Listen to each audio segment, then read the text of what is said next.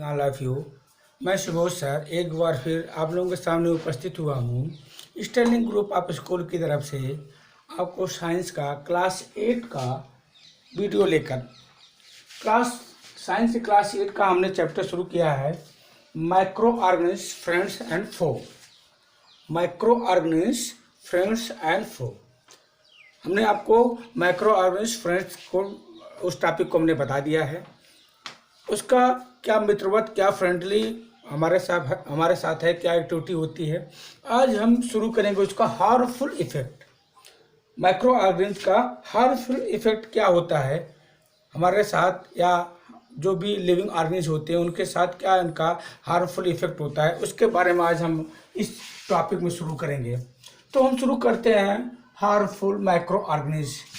Harmful micro organism मतलब वह micro organism जो हमारे लिए नुकसानदायक होते हैं, हार्मफुल होते हैं, जिसका हमारे शरीर पे या हमारे एक्टिविटी पे बैड इफेक्ट पड़ता है। तो हम शुरू करते हैं microorganism are microbes are harmful in many ways. बहुत सारे तरीक़ों से ये हमको हार्मफुल पहुंचाते हैं, हानियाँ पहुंचाते हैं। ये बहुत सारे तरीक़ों से हार्मफुल पहुंचाते हैं। तो हम शुरू करते हैं कि disease causing microorganism are called pathogen. Pathogen means होता है वह माइक्रो ऑर्गेनिज्म जो रोग उत्पन्न करे, वह माइक्रो ऑर्गेनिज्म जिससे हमारे अंदर रोग होता है। सब माइक्रो ऑर्गेनिज्म कॉल्ड केज स्पॉइलिश क्या करते हैं, स्पॉइलिश कर देते हैं, खराब कर देते हैं, दूषित कर देते हैं। आप stored food, cloth, leather, wooden material etc, क्या जो हम खाने वाले सामान रखते हैं, जो हमारा क्लॉथ कपड़ा होता है, जो हमारा लेदर होता है, जो हमारा वुडन मटेरियल होते हैं, जो भी चीज़ें होती हैं, कहने का मतलब जो भी चीज़ें हम स्टोर करते हैं, इसमें कोई भी चीज़ को ये हार्मफुल इफेक्ट कर सकता है, कोई भी चीज़ को ये नुकसान पहुंचा सकता है। अब यहाँ आपको शुरू करना है कि disease causing microorganism in human. सबसे मोस्ट इम्पॉर्टेंट चीज़ कि ह्यूमन में जो मनुष्य होते हैं उनके लिए ये माइक्रो ऑर्गेनिज्म किस प्रकार ध्यान पहुंचाते हैं, किस प्रकार से नुकसान पहुंचाते हैं। देखिए, disease causing microorganism enter our body through the water we drink, air we breathe, food we eat. जो हम पानी पीते हैं, जो खाना हम खाते हैं, या जो हवा हम सांस लेते हैं, किसी भी तरीके से हमारे अंदर घुस सकता है। किसी भी तरीके से, खाने से, पीने से, सांस लेने से, किसी भी तरीके से हमारे अंदर ये घुस सकता है। देखिए यहाँ दिया है, through the water we eat drink, air we breathe and food we eat. किसी भी तरीके से,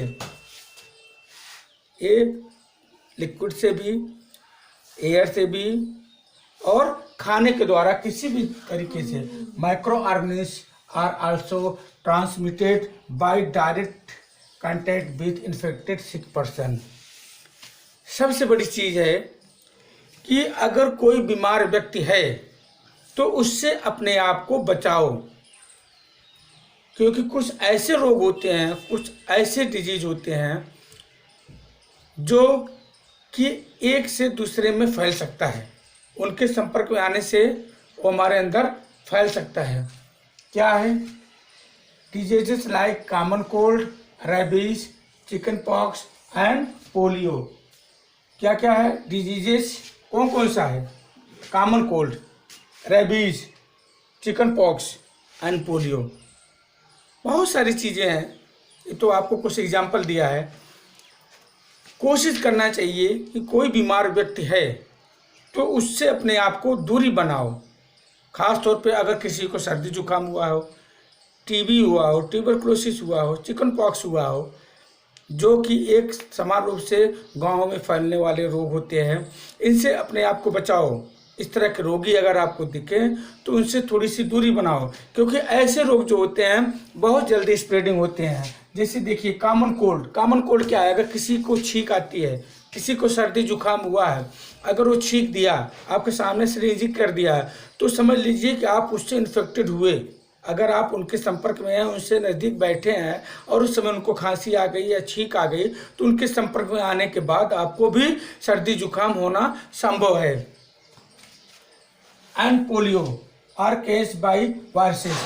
You often see that when a person suffering from a common cold, हमने जो आपको बताया कि किससे कोई पर्सन जो होता है सफरिंग फ्रॉम कॉमन कोल्ड, अगर वो कॉमन कोल्ड से बीमार है, सर्दी जुकाम से पीड़ित है, स्नीज अगर वो छींकता है, देन अदर हेल्दी पर्सन, दूसरा स्वस्थ व्यक्ति, अगर किसी को सर्दी जुकाम हुआ है तो दूसरा स्वस्थ व्यक्ति are also affected with the common cold, क्या होते हैं, उससे इफेक्टेड हो जाएंगे, उससे पीड़ित हो जाएंगे, वो उससे भी उनको भी वो बीमारी लग सकती है।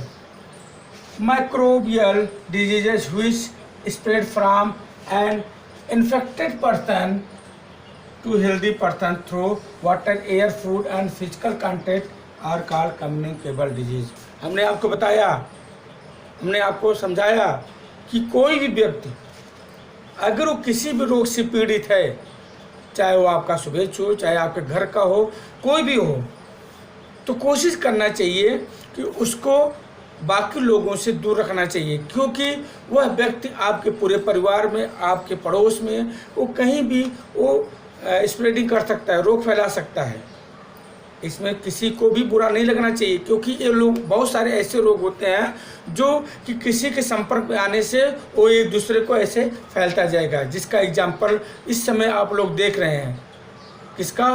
कोरोना वायरस का। कोरोना वायरस एक ऐसा वायरस है जिससे संपर्क में आने के बाद वो बहुत जल्दी एक दूसरे के संपर्क में आने के बाद एक पूरी तरह से एपिडेमिक, एक तरह से महामारी का रूप ले लिया है।